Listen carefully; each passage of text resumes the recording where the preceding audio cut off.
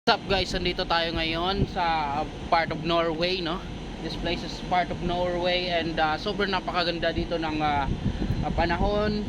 Hindi siya masyadong malamig pero nag-yellow yung lahat ng bundok.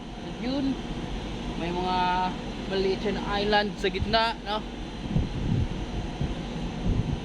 And maya maya magpupuerto na tayo. Today is overnight and later on tonight we check outside what's special on this place. Yun, nagiyelo yung paligid, no? Pero hindi siya sobrang napakalamig kasi maganda yung sikat ng araw, no? Nandito tayo ngayon sa deck 9, kung saan tinatawag nila itong zodiac deck. Makikita mo naman sa paligid, maraming zodiac and yung bawat zodiac natin ay may pangalan ng mga German na person na malaking ambag sa industriya ng science at matematika, no? Yun, mga pangalan: Alexander von Humboldt.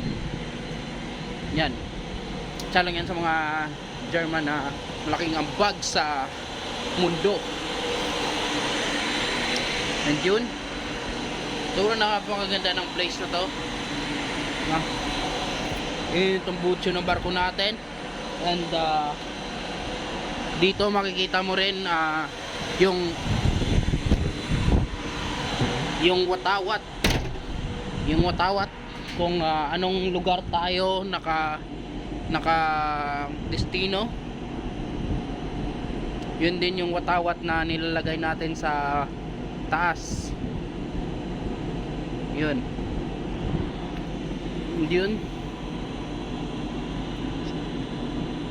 matakbo pa yung barko natin pero mamaya maya nasa puerto na tayo.